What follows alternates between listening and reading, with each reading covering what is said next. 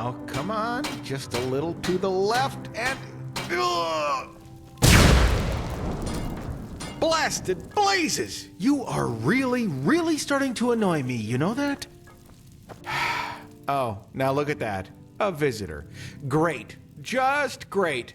What do you want? Are you here because of the placard?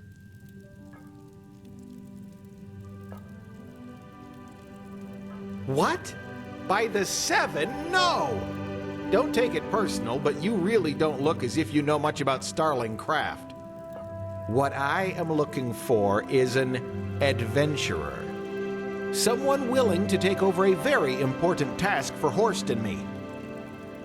Yes, Horst. And no, he is not my imaginary friend, but this gorgeous example of Enderalian metallurgy and Starling ingeniousness right beside me. My personal centurion, and soon my new body. Yes, steel instead of flesh, energy instead of blood.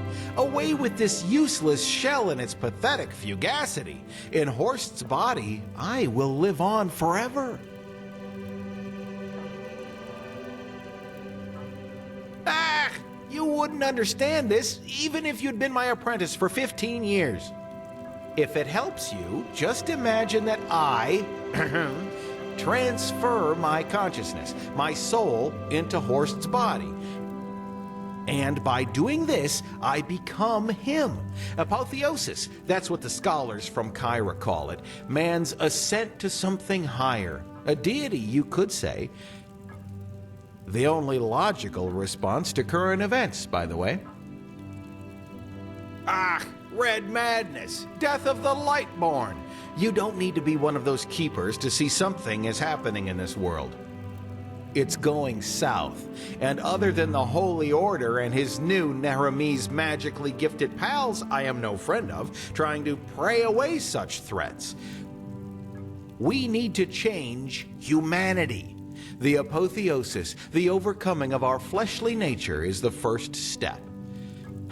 Unfortunately, I seem to be the only one who sees it that way. But hey, that's their choice. Oh, with this and that, errands, tasks your rough hands are better suited for than mine. But first, we need to find my assistant, Pethira. She's gone missing. Well, I suppose she took a flying unicorn to old Aranath. I don't know, sod it, else I wouldn't ask you for your help, would I?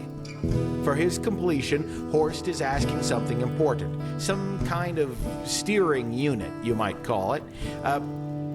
Pethira and I have done research and found out that Dalmarek and his cohorts in Thalgard worked on a machine there that might employ a similar mechanism.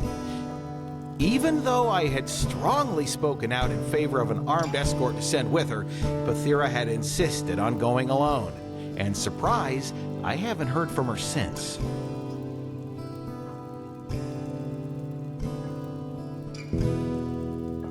Something that makes it the ideal place to go if you're suicidal and you're looking for a quick way out. You're an outlander, aren't you? How can I explain that without going beyond the scope? Dalmarek. Does the name ring a bell? He was an arcanist who lived about 2,000 years ago. Back then, the Order planned to build a second great city here in Enderal, situated in a region we now call Goldenforst. But, as it turned out, the place was everything but a good choice for a settlement. No crops would grow there, and the water made the settlers sick.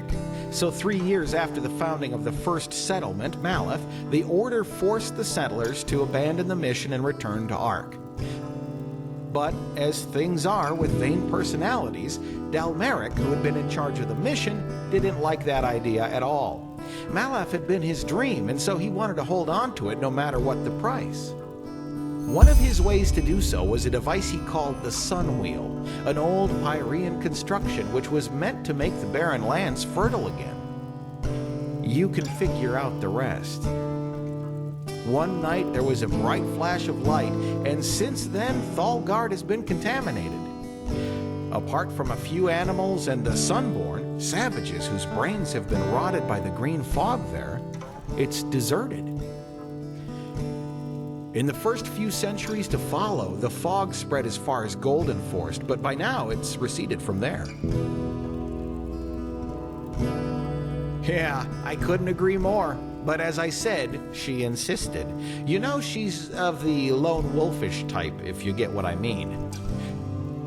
Here, this is the place where Pathira said she would set up her camp. From here, she planned to go explore the nearby ruins. And please don't die, else I have no idea how to get Horst up and running.